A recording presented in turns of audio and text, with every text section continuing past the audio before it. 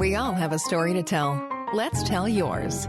Welcome to the Intellectual People Podcast with your host, Jason. Come together and listen to journey stories and more from interesting people. Welcome your host, Jason.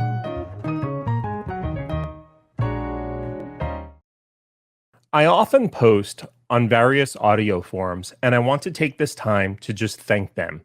In no particular order, they are audiosciencereview.com, audioroundtable.com, audiocircle.com, audiofilestyle.com, avnirvana.com, diyaudio.com, gearspace.com, and the Parts Express forum. Thank you so much, and I really appreciate your viewership and enjoy. Today on the Intellectual People Podcast, I have John from JDS Labs. How are you doing today, John? I'm well, and you? Very well, thank you. John, what is JDS Labs? So in short, JDS Labs is, first of all, my initials. When I founded this company, I had no idea I was founding a company, and it became much more successful than I ever envisioned. So JDS Labs today is a company which helps people enjoy some of the world's best headphones. Have you always been into headphones and music? Absolutely. Really? Yeah. When did that start? So I flew out to see my father in Phoenix, Arizona, when I was, I think, in second grade. And he had to work during the day and had someone else watching us. He handed me his set of Sony Walkman somethings. I don't know what they were. It was just an FM radio headset. So I sat there, for a few hours throughout the day, just listening to whatever music was playing in the area. And there weren't a lot of stations where he was. And I think that was really the point in my life where music became really important to me. And from then on, I took those headphones home and I listened to them for years. Great. Yeah. And you are an electrical engineer, correct? Correct. Through high school, were you always interested in electronics?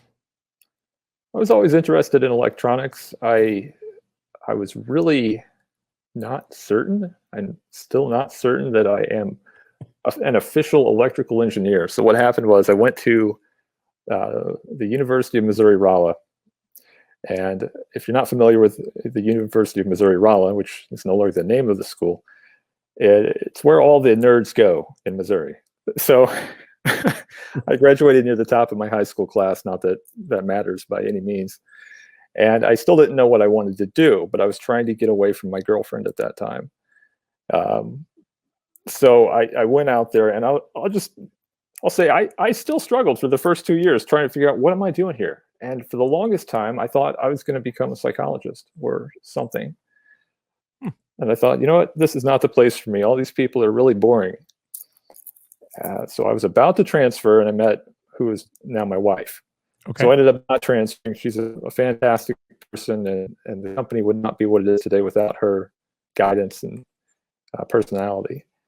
But long story short, no, I did not intend to be an electrical engineer. And she claims what happened was they brought me into the counseling department, which you have to do to select your major. And it was more or less a random choice at the time. The guy said, well, what do you want to do? And I said, I like electronics. He said, okay, you're an electrical engineer, and you're welcome to change it at any time. Just come back and see me. It stuck. That literally, it was that simple. It was that simple, yeah. Otherwise, I would be studying psychology or philosophy right now. So I guess somebody's thankful that didn't happen. Is your wife also an electrical engineer? No, she's a fantastic chemical engineer. Chemical engineer. I got you. Yeah. Okay. Does she work outside of JDS as well, and then she helps you with JDS? I don't let her in this building today. No, she's behind any successful person tends to be a good partner. Absolutely. And there have been times early in my career where I absolutely did not know what I was doing. You don't start a company and never know what you're doing. Sure. And she's been that one person that has helped me see opportunities and the path forward. Great.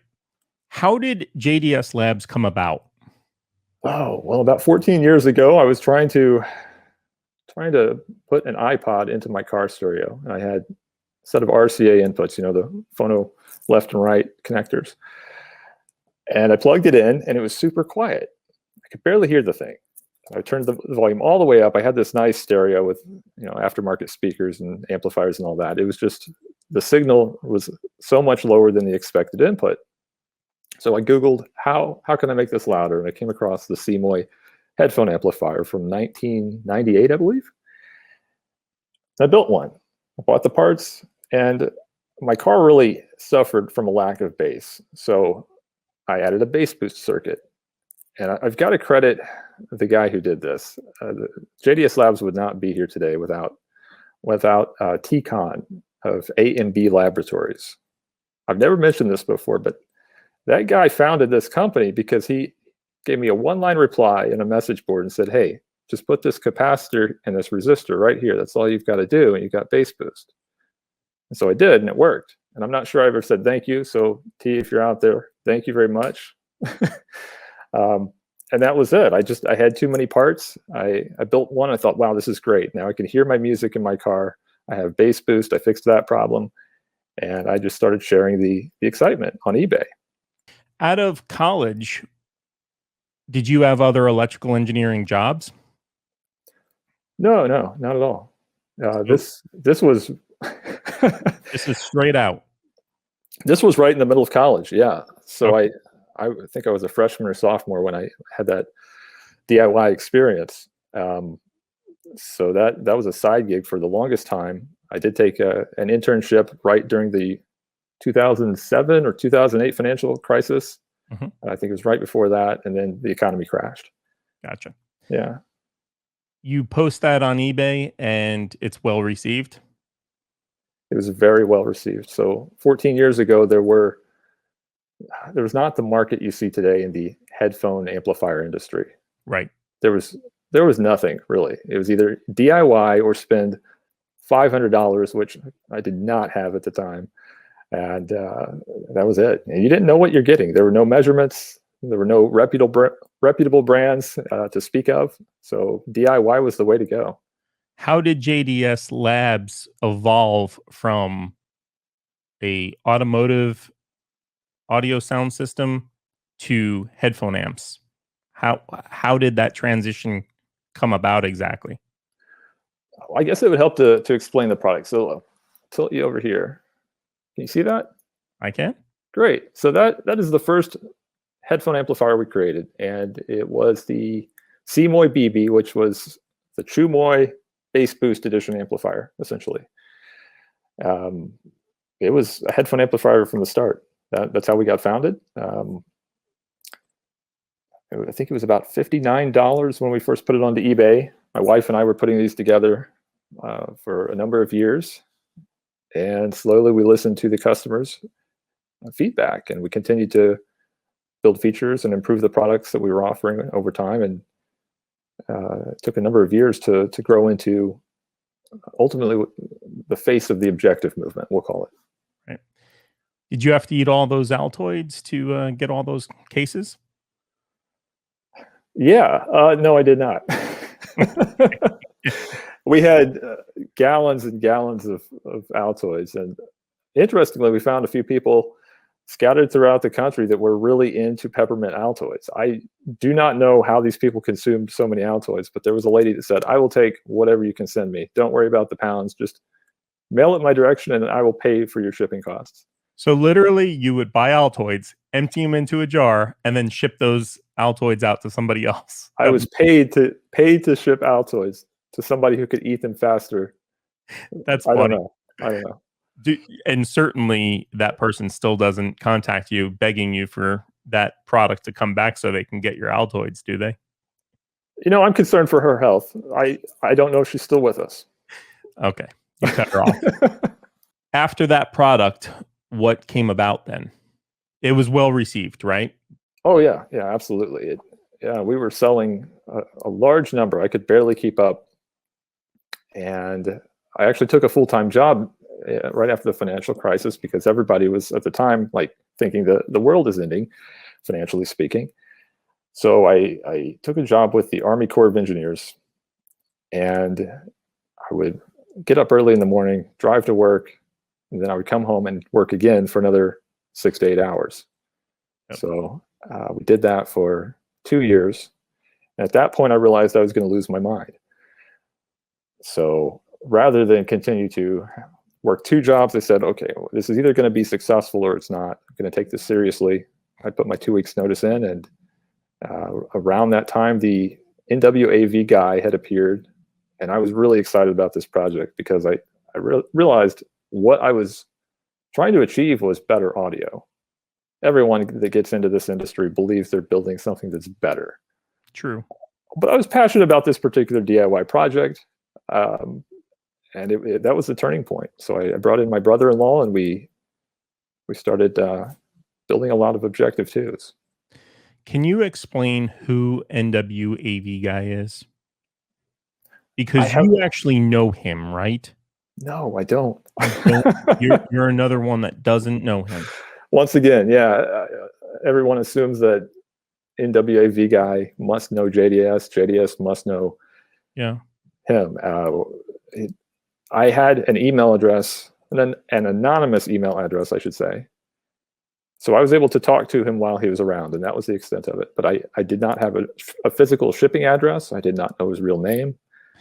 Can you explain the who, in terms of what you know and what he did accomplish, for those that might not know who he is, because he hasn't been at least in the public eye for quite a few years now?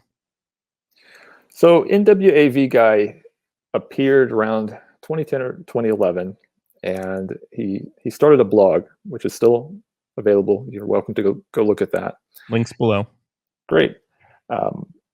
The idea was that at the time there were still no reputable brands producing headphone amplifiers and digital to analog converters in terms of measurements. The vast majority of the market consisted of companies selling what we've collectively referred to as snake oil, products that are magical. They will transform your listening experience. Yet power was not discussed, output impedance was not discussed, total harmonic distortion, noise figures. They were either not measured or not understood or definitely avoided by the manufacturers at the time. And NwAvGuy sparked a great amount of interest, saying, okay, we can start measuring these products and determine how they actually perform and set benchmark criteria of transparency. He created quite a debate. I think it was on HeadFi at the time, upset a number of people in several different communities for his attitude. Yep. What he did ultimately, though, created a disruptive movement in the community, because they said, okay, well, if you've got such great ideas, why don't you do something, yourself, make it better, show us how it's done. He did, and that was called Objective-2. It was measured on an Audio Precision D-Scope Series 3. All of the benchmark criteria was published in his blog, and at the time it outperformed everything to my knowledge. So that's the backstory on NwAvGuy's moniker, and that is his moniker, not his actual name, for those that might question it, right? Right. So you got one of those objectives, right? Well, I fabbed a pile of circuit boards. Yes. Okay. It was completely a DIY movement, and my memory's a little fuzzy. I know I was sitting in my house at the time. I saw him post the project after I had been loosely following his blog, and I was one of the first people in the world to see that blog post go live with the Objective-2. I was one of the first to comment on it. So I ordered circuit boards, I ordered parts, I put them together, and thought, okay, well, we'll just do this like I've done before. We'll put a few on the website and see if there's any interest. Maybe it's just me. Not to sell or share numbers, but we became the worldwide leader in the Objective-2, and that continued for roughly 10 years. Wow. I did not realize it was that long. Oh, yeah. Yeah, we finally put it to bed last year. We said that enough is enough. We're tired of building Objective-2s, and we retired the product. Did you have to pay him any royalty for using his design? No, nothing was ever asked except for attribution. That was it. That was it. And he never contacted you being pleased with what you did with his original design, and there was no appreciation at all? Not a word. We took it very seriously. We assumed that he could come back any minute, and we followed his rules. We followed the license for 10 years. We did our best work, and we tried to keep it honest. That's great. And then what happened? How did you get to your next project? Your next product, I should say. One thing that we had struggled with early in my career at JDS Labs was, how do you keep moving forward? Right. And it was a mistake that I made for a long time, to try to not move forward, to try to hold the industry back and say, this is as good as it gets. You don't need anything else, and we're just going to keep doing what we're doing. Buy it or don't buy it. How did we get to our next product? Well, it was an interesting experience, and I could go into a number of stories, but one thing that I think really pushed us towards moving forward was 4 or 5 years in, a company out of California called Massdrop came in and suddenly tried to sell the Objective-2.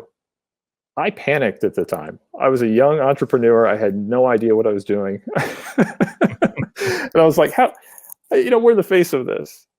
Right. And I talked with some of our partners in the DIY industry. We had partners in Germany. We had others in the United States, the United Kingdom, Canada, and we all worked together collaboratively. We got along. And not a single one of us was pleased with the fact that Massdrop was trying to so-called help the community. Right. I understood it, though. I could not be angry because I had sat down and had lunch. My wife and I went to California, sat down in San Francisco about a year earlier, and spoke with one of their founders. Great guy, fantastic. I really like the guys that started that company. And they told me exactly what they intended to do with their business plan long term. I understood, and I respected it. So there was nothing that I could do legally or in a business sense to combat the fact that a larger company was somehow going to try to take market share. And that was how I viewed it at the time. I thought it was a danger, it was a threat. So I said nothing after talking to everyone. The idea was, let's let the community decide and let's grow from this. It took me 3 years to do what I wanted to do. I walked into one of my employees' offices and I said, we're going to discontinue Objective-2. We're going to make something better. She stared at me and said, that's 90% of your revenue. What are you going to do? I said, I'm discontinuing it. We're going to make something better. Well, it turned out that the community backed us. We continued to sell actually better than ever because of Massdrop's event. There was a strong amount of trust in our brand. And I finally realized years later, trust is important. Right. You don't succeed without trust. So we were thankful that we had as much time as we did, and we saw our sales grow because suddenly the Objective-2 was properly marketed. Interesting. Can't complain. Who made that Objective-2 better?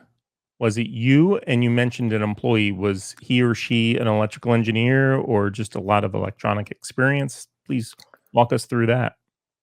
So actually, it's been a while. That was years ago. This lady, her name was Alyssa. I'll leave it at that.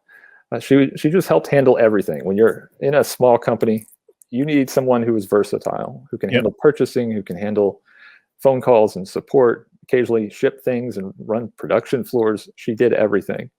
It was just the go-to person to have a discussion and get something done at the time. Who actually came up with the design for the Objective-2? Who came up with the design? So that was entirely NwAvGuy. Were you the only employee at the time that had circuit knowledge? When you decided, I'm done with the O2, I'm going to come up with this new product, were you the only circuit designer? Yeah, that's correct. I was the only qualified electrical engineer on the team. We Okay. had. So in every great product, or I shouldn't say great product, in every product design, there's always design goals. Would you agree? Absolutely. What were your design goals? The design goal for us was twofold. First was the fact that it took half an hour to build an Objective-2, and that was the biggest frustration because there was no scale. You could not scale the product. Anytime we had an influx of orders, it was all hands on deck. Let's put these together. We wanted to eliminate that burden. So Okay. first and foremost, we wanted it to be easy to assemble and just simple. We didn't want to have to spend that much time on it. The second, And for those listening, the way you reduce that hands-on deck time is to have circuit boards with surface mount parts rather than through hole, meaning that one person has to solder every single component on that board, right? that is right. Yeah. Okay. Number two, the Objective-2 had been so successful because of its benchmark performance. We knew we needed to outperform the Objective-2. It was really simple. Sure. Make it easier to build, outperform what we'd already done. Sounds easy. It was so easy. Yeah. Really difficult though, right? Difficult in that we were still a fairly young company. Keep in mind, by 2015, this had been my day job for 4 years. I had a handful of people on the team, Yep. and we were all under 30 years old. We had no experience. Did you own any equipment? Did you have an audio precision? Did you have maybe a little CNC machine for prototyping? Did you have maybe a 3D printer for case prototypes? Or how did you get through that process of having enough equipment to even build prototypes? Well, we had a number of distractions over the years. Some of it I can talk about and some I cannot due to NDAs. One of the first things we acquired was the Prism D-Scope Series 3, which was the same analyzer as NwAvGuy had used. Okay. That was acquired, I think, in 2012, and we used it to prototype various projects. So it was the only audio analyzer we had for years. Meanwhile, I should back up and say I thought we were going to have a ton of success with all the projects in between AtomAmp and Objective-2. And I've lost count by now how many projects we actually released or thought this was going to be the next big thing. You don't just have one big success and then another big success back to back. That's not how it works. So in the meantime, I nearly bankrupted the company. Wow. Yeah, we were doing really well. I should say we've had a profitable year every single year except the year we launched the Element. And to understand that is, I bought a machine shop. Yeah. Oh, wow. I didn't just buy a prototyping machine. We bought a prototyping machine the year before, and that we found was insufficient. It didn't achieve what we needed. So we invested very heavily. We put almost all of our cash and liquidity right into a machine shop because to see the vision through of building the JDS Labs Element, if you're not familiar, it's a machine block of aluminum with one of the biggest knobs in the industry on the top. You can only make it on a CNC. Right. And the only way we could achieve our target pricing for this product, which at the time, again, we thought this was going to compete with our own Objective-2 and replace it, was to do it in-house. If we had contracted out the Element, it would cost twice as much. Excellent. And it's all made here in the USA, correct? That's right. Still to this day, the machine shop, I don't know if you can hear it. They've got their fans quiet right now, but yeah, there's a big wall between our 8,000 square foot warehouse to try to sound deaden the fact that we've got two 12,000 RPM spindles running most of the time. Understood. Yeah. Do you believe that you've met those two goals and have a better performing product? Oh, yeah. Yeah. How is it received? So the first, I'll try to walk you through some of the notable products along the way. Please.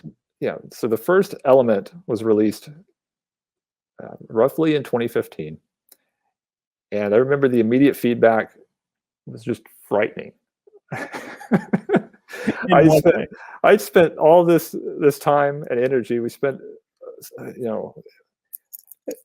all of our waking hours. At the time, I was still learning how to be an executive, how to have leadership, how to have vision, how to help the employees run the company. And I had put so much energy and so much passion into building the element, and we put it out there, and the response was almost like crickets. People stared at it and wondered, well, why does it cost so much? And I'm sitting there thinking, it costs so little. Right? It costs so little. And I was still really passionate and excited about what we had done. We had achieved our vision, and Element was a breakthrough in terms of manufacturing for us. But it wasn't viewed as a successful marketing release because we didn't know what we were doing as young people who had no business experience. We, for quite a while, struggled to understand, well, what exactly do we need to do differently? How can we improve and grow from this and make future product releases better? We listened to a lot of feedback, and I think it took a year or two to get back to a point of stability. So we started a beta team, and one of our guys sent out, I think, the EL DAC, the EL amp. These are JDS Labs products, and what would eventually become OL DAC, which was to replace the objective DAC that matched up with the NwAvGuy Objective 2. So we had all these small projects in the works, and we were trying to understand, do people actually want these? Are these going to succeed or not? So well before we even attempted a release, we sent a dozen or so of these products out to various people all over the world. And we just sent a small card. We said, we measured it. Here's how it measures. Here's how you operate it. Let us know what you think. Should we change anything? And how did that go? Well, what we learned was everyone's really nice. There was no bad feedback. Everyone just said, this is great. Yeah, go for it. Release it. I'm really excited. Wow. And that wasn't really what we were looking for. So we had again failed to understand what we needed to do. And we released all of these products anyway. We altered them to some extent in terms of appearance and features based on some feedback. But ultimately, we were still questioning, well, what do we need to build that can help us move forward and benefit the community? We were still really trying to understand, do people care about measurements? Do they care about aesthetics? Do they care about features? And we were trying to understand how we could help these people. Because I should get back to the beginning and say, I'm passionate about audio. Let's get down to it. I enjoy music a lot. But it's hard to be both a marketer and a business leader and a manager. All those three together is really challenging, and that's what one needs to do as a small business owner. I would like to know how you overcame those challenges, though. How did you overcome those challenges? I think that's a difficult question to answer, and how we overcame was persistence.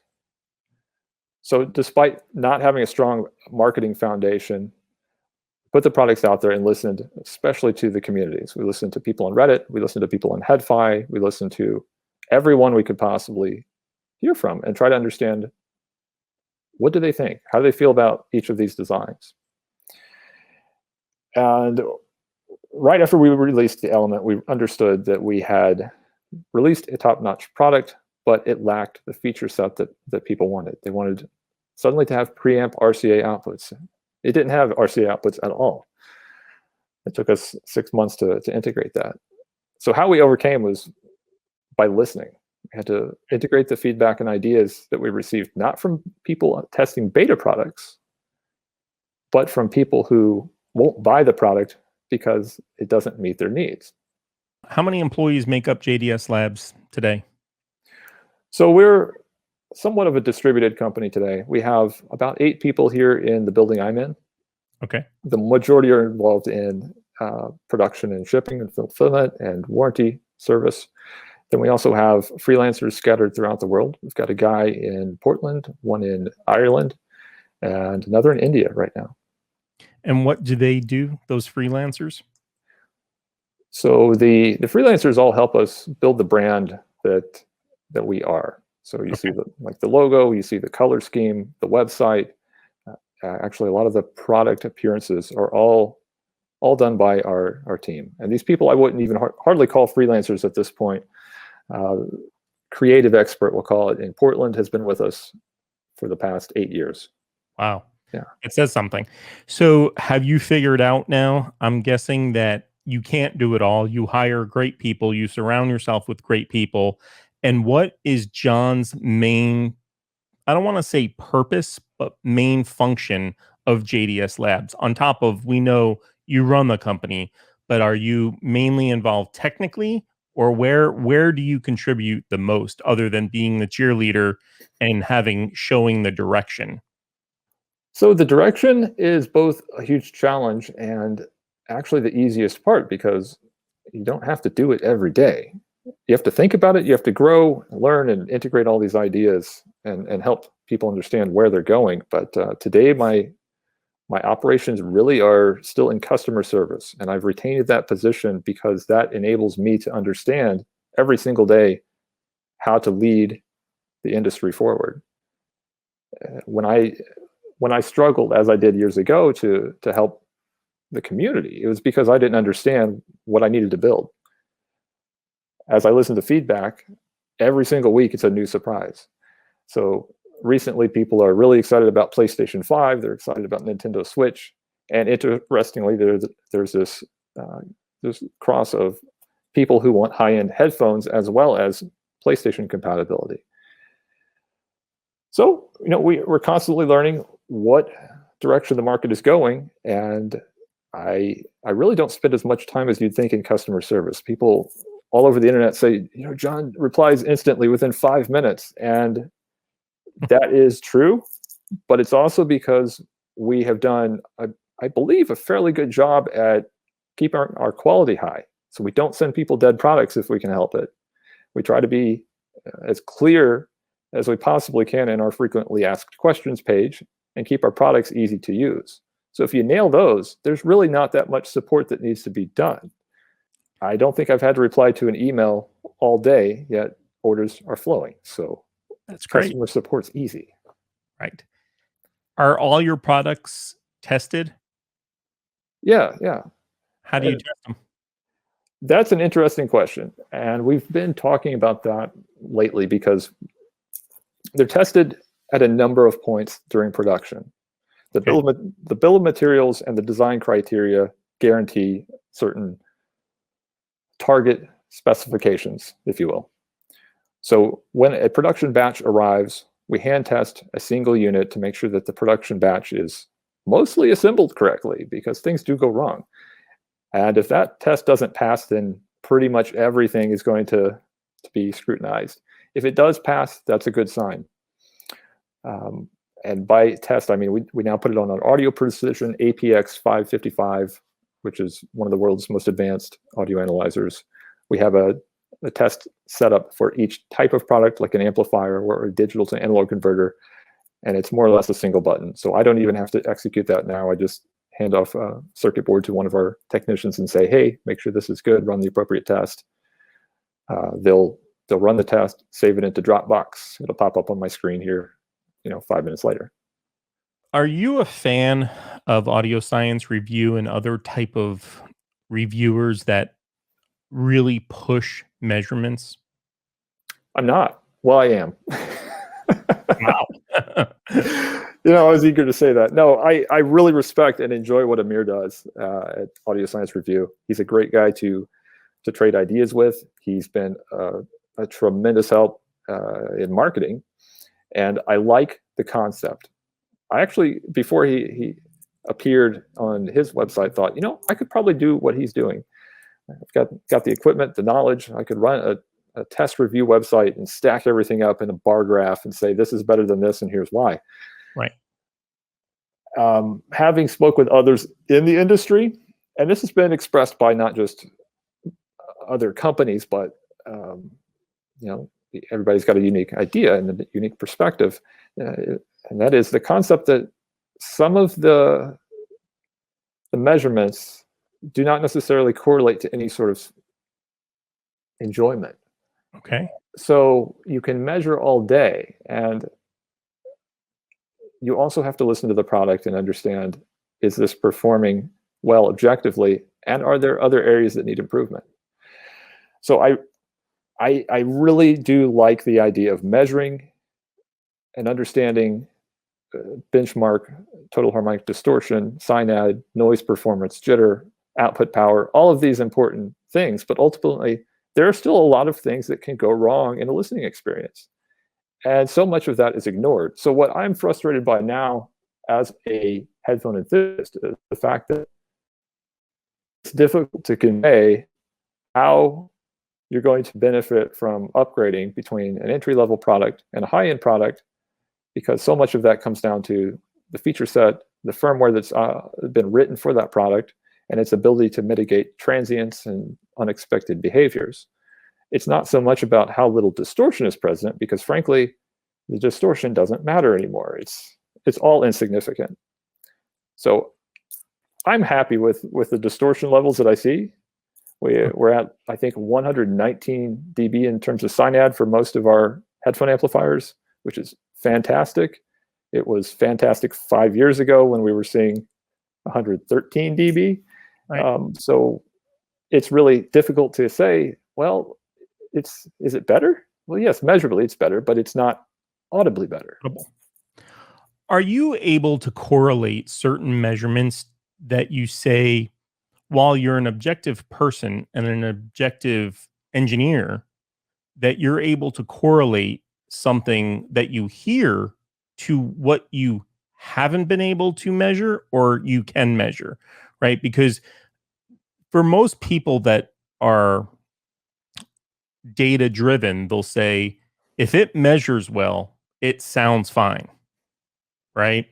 So I'm asking you, as a circuit designer and manufacturer, have you been able to measure something really, really well, put it on your ears through X headphones and go, it doesn't sound very good? Yes. And why is that? And what is it? Well, let me say, I'm not suggesting that there's magic involved anywhere, that my ears are better, because my ears are no better than anyone else's. And what I'm getting at is a different perspective. I'm not trying to say, yeah, there's a subjective take to this, but rather I nitpick imperfections in the experience. Okay. And Benchmark does a great job of this. The company that's been in the pro audio industry for quite a while. I'm really a fan of their work. And the idea is that there are certain characteristics that can occur in say a digital to analog conversion chain that actually do impact the listening experience. So jitter is one of the things that we discuss. And asynchronous operation is a great example of this. So if you have an asynchronous DAC, a lot of things can go wrong. One of the things we found in earlier designs with our JDS Labs C5D was the fact that if you listened under certain operating systems, occasionally there'd be a click or a pop. And what we would do when this happened to somebody would say, okay, well, sorry to hear that. Let's help you out. We would disable asynchronous operation and set the DAC to behave as an adaptive USB device. Problem solved. So you can say, okay, well, that's potentially a design deficit. Sure, this was years ago. But that doesn't really show up in benchmarks. If you test long enough, and maybe if you had averaging and someone triggered a scope or something, you could see that discontinuity in the timing, but no one does that. And no one has a line item in their specifications that says, oh, well, clicks and pops might occur or not. How do you quantify that? So those are the things that I'm interested in. How do you make the experience free of distractions and more enjoyable. Do those always translate to better sound, though? I think they do. I think they do. We spent a good amount of time trying to add relay muting into a number of products, because so many people would ask questions when you turn the amp on or off, it makes a tiny little pop or something. And we had great designs in previous years in that nothing was going to harm your headphones, but there was a tiny little pop in our first cMoy amplifier. There was a really tiny pop when you turned on NwAvGuy's Objective 2 and a thump when you turned it off. And we just wanted to make that go away and make it sound more like, let's call it commercial audio devices, where those things don't happen anymore. Right. And it's also safer, right, to the user. Absolutely, yeah. Especially with a headphone, right, being so close to your eardrum.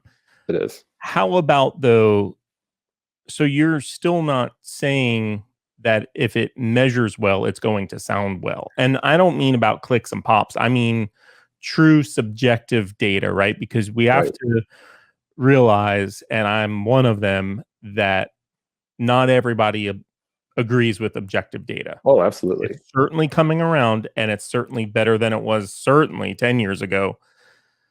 But it's not maybe how you and I look at it, or certainly how I look at it. And I do believe that you need to listen to something and enjoy it. However, I also believe that if it measures well, it sounds good. And I'll leave it at that. You're right. No, I had not directly answered that question. And there are areas that I am really passionate about studying more. In particular, I think that the DAC filters thing is not well understood. So you see these larger companies like AKM and ESS intentionally designing filters, and there's been so much talk about how digital to analog conversion actually impacts listening. And so we spent a number of years making the filters configurable for our customers, and the vast majority of people never audibly were able to differentiate. I know one guy, I'll leave it at that claimed he could hear a difference between filters, but most of the community, passionate about headphones or not, really is not able to distinguish between different levels of harmonic distortion, different attacks, and different filtering of a signal. So do I experience anything different? I don't know that that's really relevant. I listen to every single design for months before it's released to the public. We've got a box full of things that will never see the light of day. I'm listening right now on my desk to a nice product that I don't know if it'll be on the market. The point is, yes, I believe there's something to be said about the subjective experience, and it's a real struggle to quantify everything. So I try not to think it too hard about it, or overthink it rather. Understood. I respect both sides, absolutely. Okay. Do you agree that in the last 3 years that China has had some of the best measuring equipment, DACs in particular, in the world for an incredible low cost? Well, and I'm facts going are facts. I mean, if you go look at Audio Science Review and you see what's towards the top, then by all means, yeah. Okay. Sure. And this is a multi-part question. And again, it's not trickery, believe it or not. Going back to ASR measuring, and this is something that I have thought about, and I'm just curious to know your thoughts on it. If we have a benchmark, and I say benchmark in terms of what a mirror, say, will measure, right? And that's the only thing that he's measuring. And I'm not versed enough to say that there should be more or there should be less or different. I'm just asking you as somebody that does it, that all of a sudden you start getting having the potential for manufacturers to zone in on making those measurements really good, because they know when it hits ASR, it's going straight to the top, right? And I come from an automotive world where it's all about the rules. So you can play in the sandbox and you can really excel at one thing if you really start working on that. So for ASR, we want really good sign ad. We can make really good sign ad if we really put all those eggs and all that effort into that basket, right?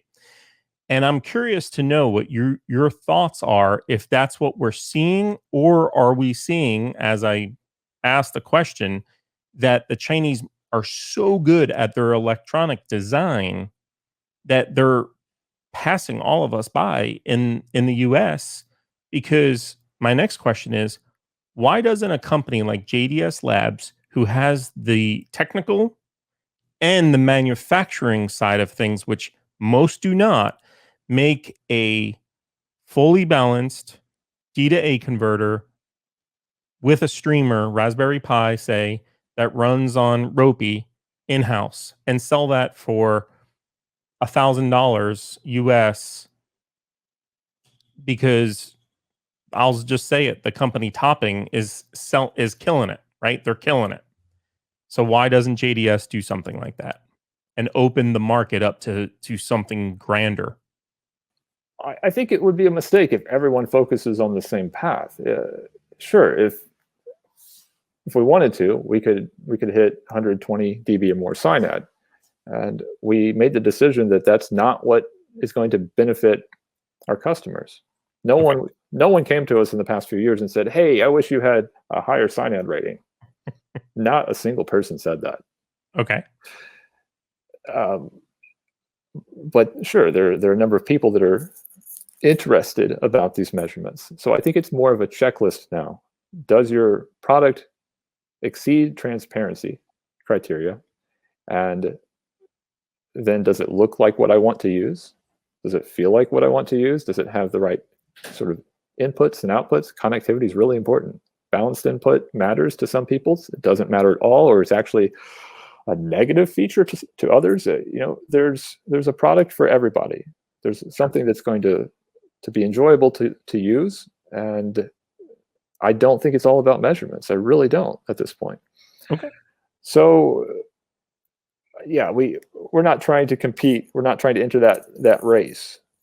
We don't want to try to do what other people have already done, because, well, frankly, we led the industry for quite a while. We've been at the top. We understand what it means. And I don't think being at the top is about numbers anymore. Okay. It's not. Fair enough. And what about, do you see JDS Labs going into the home audio market at all? The home audio market, most likely not. Channel? Most likely not. Really? That one is a very occupied space. I think we found most success in areas that others have really not participated in. And that bit of logic applies to most small companies. You have to fill needs that have not been filled. The two-channel audio market is a very crowded market segment. And it's interesting to hear you say that, because I feel like the headphone market is really crowded as well. Well, it is now. Yeah. Right. Yeah. And maybe it's because you were the first to really mass produce within that market. So you have a kind of a leap in it, right? You're still a leader in it, and you have a brand that's very recognizable. So it helps, where the thought of starting over almost in a way and going to a two-channel market is probably a little frightening, right? Yeah, and it's not frightening. I don't know that that's the right word. I think it would Challenging. Be, yes, challenging, we'll call it. You have to get your marketing ducks in a row. And two-channel, to me, is frustrating because I have right now a huge AV receiver that I've had on my desk for a number of years. And it's not convenient. It has far more features than I ever need, but at the same time, it gets the job done and allows me to listen to my speakers. The occasional request we hear about is, could you build a two-channel amp, like just an amp? That's all it needs to do. It just needs to have a volume knob and apply 25 watts or so to a set of passive speakers. And the answer is sure, we could do that. But when I look around at the available options out there, I'm not confident that we really would be pushing the market forward. And we don't want to touch a product that doesn't do something better or new than what has already been done. So JDS Labs is more about innovating in a market space that's non-existent rather than improving a current product. That is the idea. Yep. That makes sense now. We got there. Oh, yeah, it took a while, didn't it? No, but that's part of it. Where does JDS Labs go from here? Are there any plans that you can share with us? Any plans that I can share? So we are always tight-lipped about our roadmap. For the time being, no, I don't feel comfortable absolutely answering where we're headed, but I will say that I think we're headed towards the end of the numbers race. We've really outdone ourselves. We led that race for quite a while, and I think it's time to draw that to an end. Okay. So what comes next, you'll find out. Are you affected by the chip shortage at all, or do you have enough stock where it doesn't affect you? I thought we were not affected at all until a few months ago. So we had enough chips available in the middle of the pandemic in 2020, and we tried to schedule production runs about every 8 to 12 months. So we have enough chips on order at any time to keep us running smoothly for nearly a year. What we're seeing is the suppliers are struggling to keep their commitments. So yes, we are definitely impacted. We didn't have to. We chose to bump up the price of the Atom DAC Plus that we released earlier this summer because we're currently paying double for our USB controllers. And we're paying 20% more for power adapters and 20% more for passives and 10% more for the enclosures. So everything has inflated. And part of that is the fact that if you want to get certain parts, you have to pay more to get them. Yeah. Right. John, thank you so much for your time today. I really do appreciate it. And for everybody watching, please go to jdslabs.com and check John out and look at his offerings. Thank you so much, John. Thank you. Thanks for listening. Find us on YouTube and Facebook at the Intellectual People Podcast and online at theintellectualpeoplepodcast.com. Check back for exciting new episodes.